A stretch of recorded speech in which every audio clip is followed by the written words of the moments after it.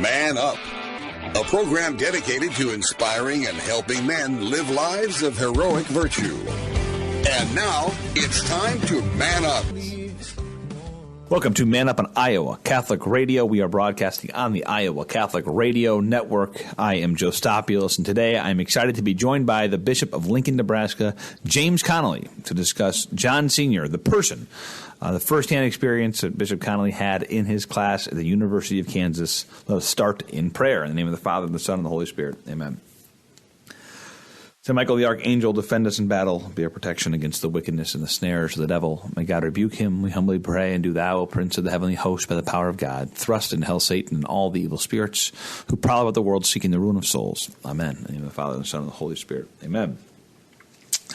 Bishop Conley, when I originally started this series, again, I mentioned this a few times in the last couple episodes, that I wanted to do something like this for a while. I've got this affinity for John Sr. and his teachings, and just his pedagogy, his worldview, and I was really hoping to have someone from his class to be able to come and speak to this as a firsthand experience. And there's really none better than Bishop Conley, whose life was tremendously impacted very publicly. He's talked about this with some frequency about how this course impacted him, which I think really does bring together the last two episodes. When we talked about his philosophy, who he was, why the course is so successful, he's a living example of this. He and many, many others, hundreds of others as well, could testify to what this example of the IHP, what it did to them as people, how it changed their worldview.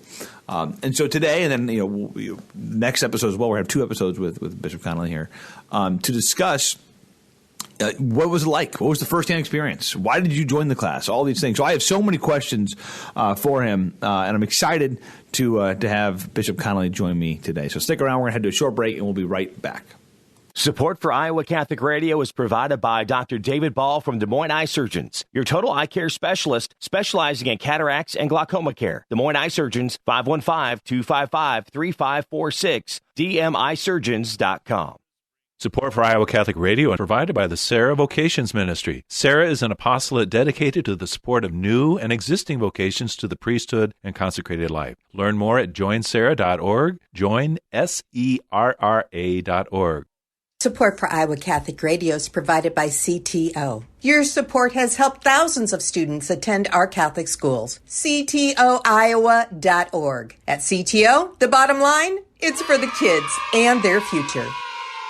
Support for Iowa Catholic Radio comes from Fitness by Design, your neighborhood fitness studio, located in Des Moines, offering PH or fitness classes, private and semi-private training, Beamer, and massage. Learn more at fitnessbydesigndm.com, 515-770-3844.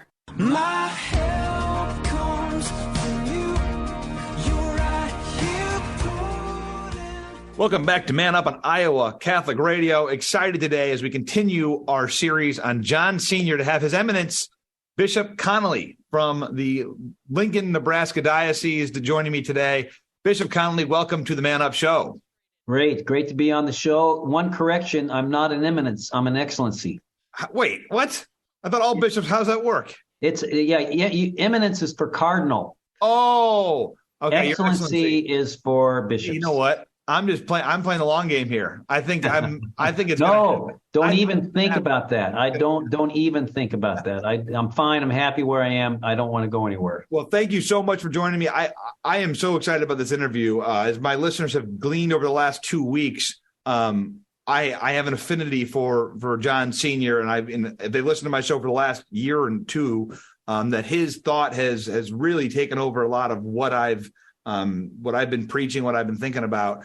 And you had firsthand experience in his class. And I'm just thrilled to start learning about what it was like to be in and around John Sr. I've done all the reading about him, but to actually have an experience has got to be incredible. So let's start with right off the bat. You heard about this IHP program. Why did you even join it? What prompted you to join this program?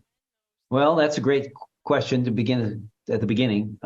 It's interesting. I'm going to be celebrating my 50th anniversary of graduation from high school. And so it goes back to 50 years ago in 1973, about this time, the spring of 1973. I was in a big suburban high school in Kansas City, 714 in my graduation class. And we had a college fair. And I kind of wanted to go to KU because I love KU basketball. I was a big sports nut, still am. We claim apostolic succession there at the KU.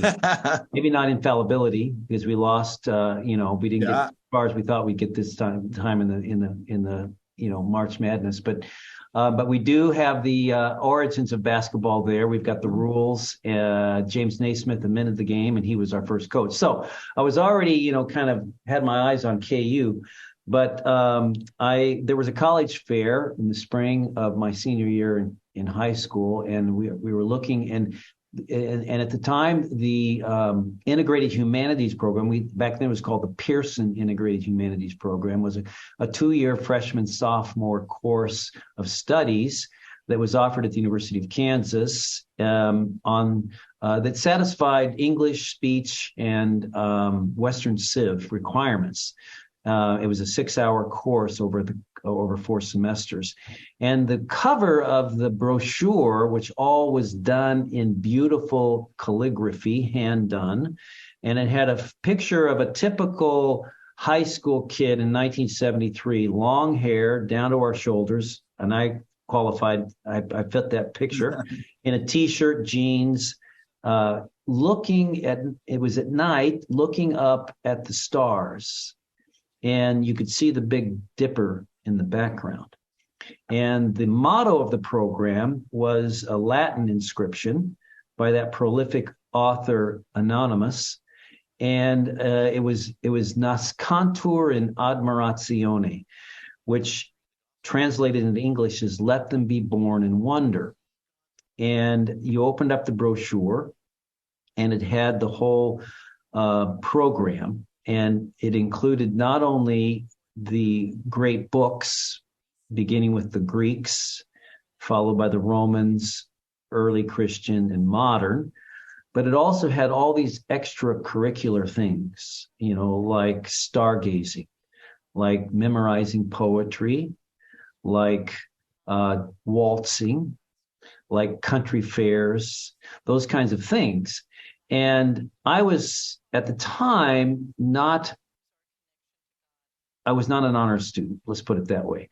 In fact, I probably didn't have much academic background at all. I don't even know I read a book from cover to cover in my high school. So we had similar upbringings, Bishop. We had similar upbringings there, yeah. And I was into sports, the Grateful Dead, and just having a good time, typical kid in the 70s. And so this kind of struck me as something unusual. And I came to find out later that the professors themselves called the program an experiment in tradition. And it was avant-garde enough where they got a grant from the National Endowment for the Humanities to launch this program in 1970. So it was really kind of in its infancy. So as a freshman in college, I enrolled in this program. But why? You knew it was going to be a lot of reading. You knew it was going to be, something really different. What sparked you wanting to do that? Well, 2 things. One was sort of not very altruistic, and that was that it knocked off English, Western Civ, and speech in one swoop. I didn't have to take English 101, speech 101, all those things. Mm-hmm. And secondly, my buddy, who was my roommate all 4 years in college, and who was a high school buddy, who now is the Archbishop of Oklahoma City, Archbishop Paul Coakley. Mm-hmm. We were both kind of fellow Grateful Dead heads, and we kind of both wanted, to look into this program. We had a friend who we were working with in the summers who was in the program, was telling us, hey, you guys got to get in this program. It's really cool. There's a lot of great people in this program. So you had a warm lead. Someone had told you, hey, here's a referral from it. Okay. So someone had told you good things about it. Okay. Right. And they said these teachers are amazing. And there's a lot of really pretty girls in the program and all this stuff. So that's how I got into the program. And it wasn't for any kind of high, lofty academic reasons or anything. I mean, like I said, I wasn't an honors student or anything. And I was a B student in high school. But that kind of intrigued me. And that motto, let them be born in wonder. What does that mean? And so I enrolled in the program my freshman year. And the program was interestingly, it was called the Pearson Integrated Humanities. So the emphasis on the integration of all fields of study, literature, history, poetry, architecture, music, art, all those kinds of things were integrated into this program. And the program there were 3 professors. John Sr. probably is the most famous, but just as important and just as incredible were Dennis Quinn and Frank Nellick. They were the other 2. And it was actually started by Dennis Quinn. He's the one that recruited John Sr. and Frank Nellick to be in the program with him. Dr. Sr. was teaching at the University of Wyoming in Laramie at the time, and he came to the University of Kansas to participate in this program that was just being started. They had a pilot program in fall of '69. Frank Nellick was already an English professor at the university, as was Quinn, and Senior was a classics professor. So 3 full professors who were, at the height of their careers, and they're the ones that started the program. And my class was the second or third full class program. So it was in its 3rd year. And so, again, it was a freshman sophomore program, the 6 hours a semester, 3 hours during the week were lectures, 2 hour-and-a-half lectures where students would sit in this big lecture hall. There were 150 in my freshman class, so we're huge classes. The professors sat up front and they team taught. They basically had a conversation. Interestingly, all the students they had to have their desks free. They couldn't take notes. They just had to sit and listen and couldn't ask questions. Was that, so I've read this. Was that kind of shocking to you at the beginning? And how did it play out? Did you enjoy it? Actually, it was sort of liberating. Yeah. They just said this, look, just sit back and listen. So they were teaching us really how to listen. And, obviously they're the teachers, we're the students. They have much more to say than we do. Now, that doesn't mean that, we weren't able to participate, because then 3 hours, like I said, were lecture. We had an hour, which was discussion in smaller groups, because it's hard to have a discussion with 150 kids. So we groups of 15 or 20. And were Senior and Nellick and Quinn, were they involved with those small groups here and there? They would rotate through, different days. They would come to one. Also, they incorporated upperclassmen who had been through the program to lead those discussions on the books. Then we had 1 hour. They would rotate, or was it all 3 at the same time during the small groups? Or would one? Okay. They would rotate through. There were probably a dozen discussion hours going on during the week, and they would rotate in and out of those. Yep. Then there was 1 hour of rhetoric, where there would be really kind of that was always an upperclassman that would lead the rhetoric sessions, and based on the books, having really lively, robust discussions, persuasive discussions about the themes of the books, and then the last hour was poetry, and that was always in the evening. Sometimes it was outside, sometimes it was inside, and the purpose of that hour was to memorize reams and reams of poetry, because I discovered that we had nothing in our imaginations, except for like the lyrics of Grateful Dead songs. Grateful Dead stuff. I still have in my imagination. Which, how many times a week were you doing the poetry thing? Is that once a week? Once. Okay. So 1 hour. So 1 hour of discussion, 1 hour of rhetoric, 1 hour of poetry, and 3 hours of lecture. Got it. And the poetry thing, that's got to be pretty foreign to you at this point. And you had no idea, I'm assuming, at the time what you were getting into with that. No, I didn't have any poetry in my mind other than, like I said, rock and roll lyrics. Yeah. So how did was that jarring to the system originally, or did you pick it up pretty fast, or what did you think? We did, because they made it fun. Like I said, it's outside, and basically it was very simple. The upperclassmen who led the poetry would just read a line and we read a line, read a line, and just build upon that. And then after it's like anything, kids love to memorize stuff.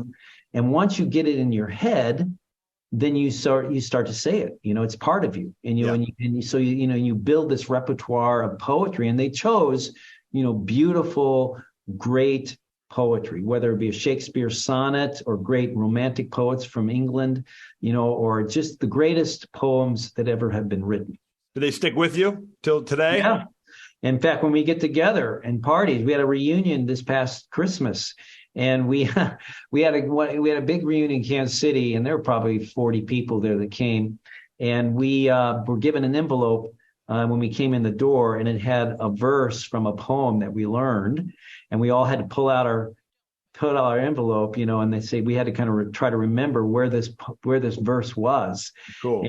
And it was fun, and we all had it. I mean, it was a little kind of sketchy as far as where it was deep in the hard drive of our memory, but we all kind of helped each other kind of remember those poems. So yeah, once you learn a poem, it's there. It could be buried deep in the hard drive, but it's there. So you mentioned the parts that are kind of required, right? So these are the parts that are structured. But you mentioned the waltzing. I've talked about the stargazing and things like that. Those are not on the to-do list necessarily. But everyone participate in these things. We did. Those were sort of the extracurriculars. But they were required for like passing the class. No. Okay. They weren't required. But everybody just sort of one of the beauties of this program was in a big university of 25,000 students, you built sort of a community within the community. Yeah.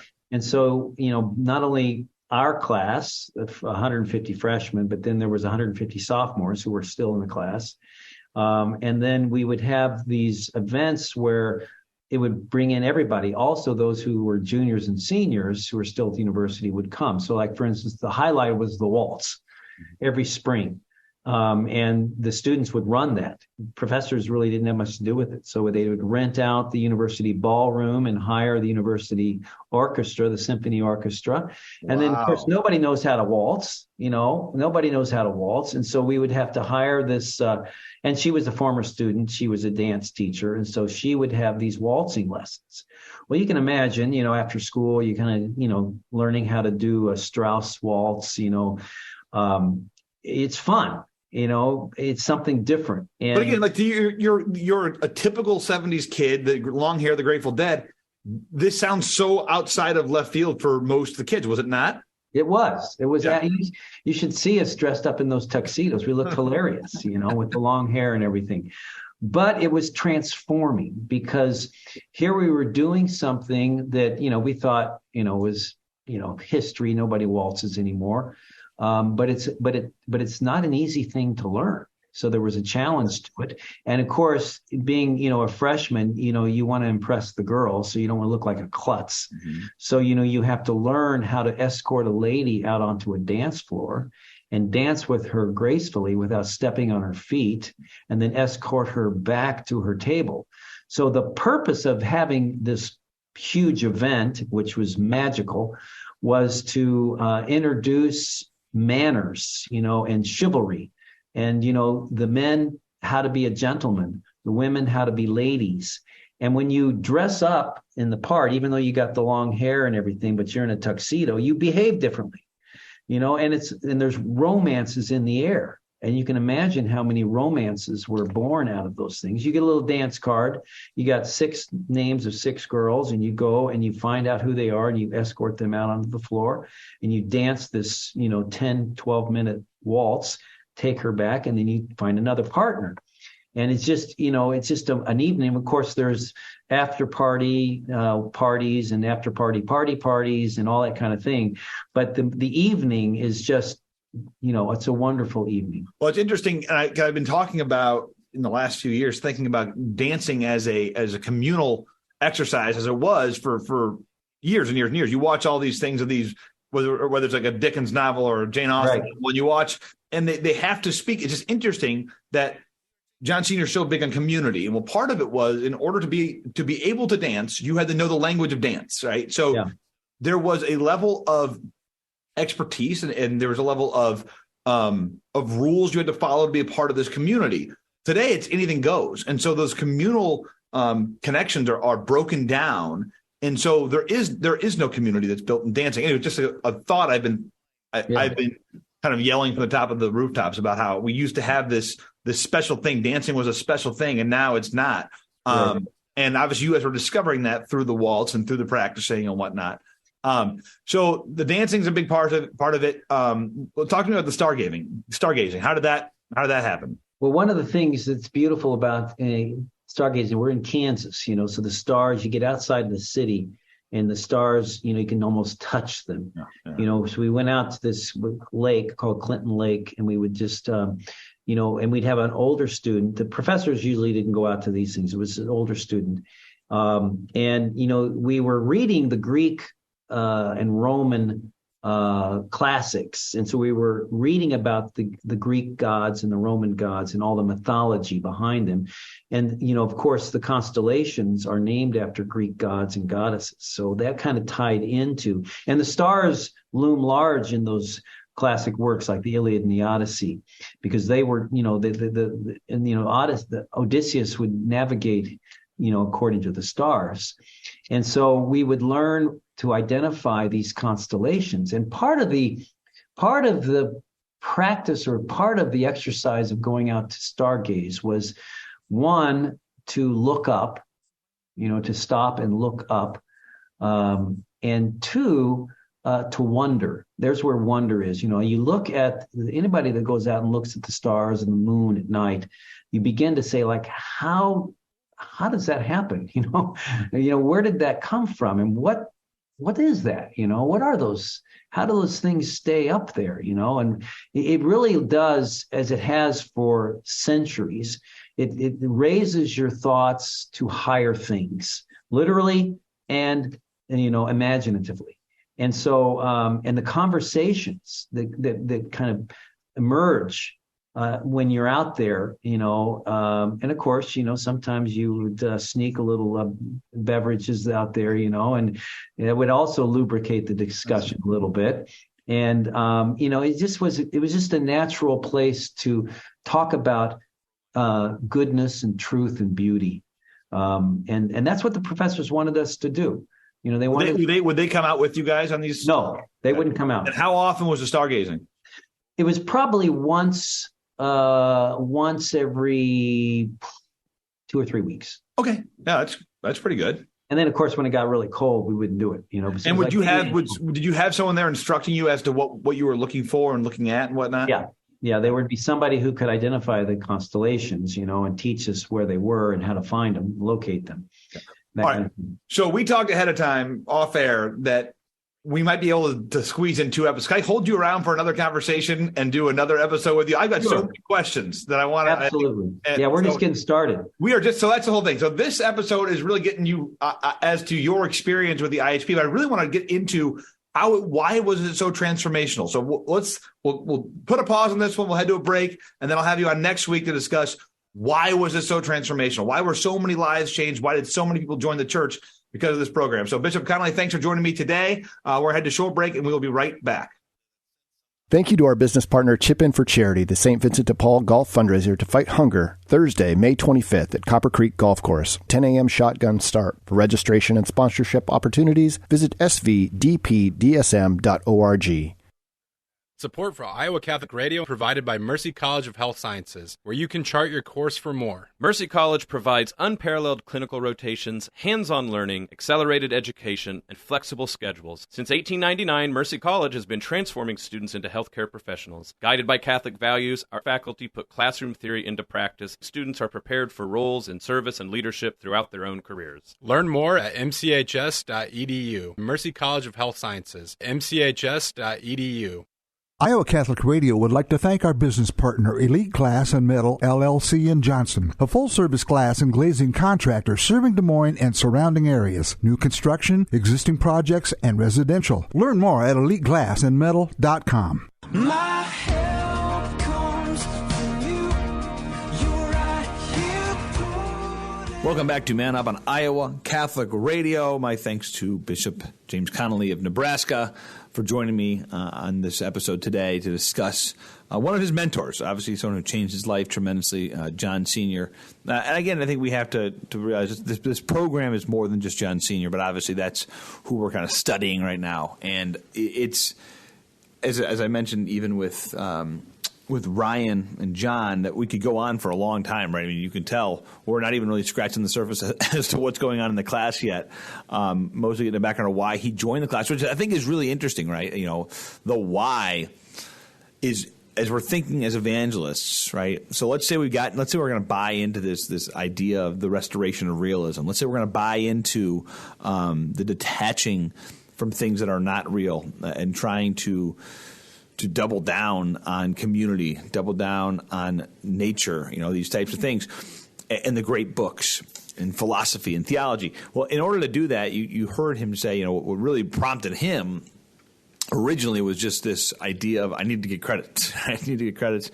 And then there's this idea of awakening wonder as well that was pertinent, and I think that was something that was important to him as well. So what can we do as we're going to try, first off, in ourselves? What can we do to awaken this wonder in ourselves? And then what can we do with that to give it to others? And I think it could be as simple as just doing a few of these things, right? So turning off the TV, maybe literally getting rid of the TV. Maybe it is going outside with our family, with our kids, and just looking at the stars for a night. Maybe it's going into nature with some intentionality to awaken that wonder with us without any cell phones, any of that stuff. You know, think about what it is in your life to awaken this wonder, and let's spread it around. Let's help other people see it as well. So again, thanks again to Bishop Conley for joining me today on Man Up on Iowa Catholic Radio, and thank you for listening. And stick around next week; he'll be back again. So thank you for joining me on Man Up on Iowa Catholic Radio. I am Joe Stopulos. It's time to man up. Man Up, inspiring men to live out their call to holiness.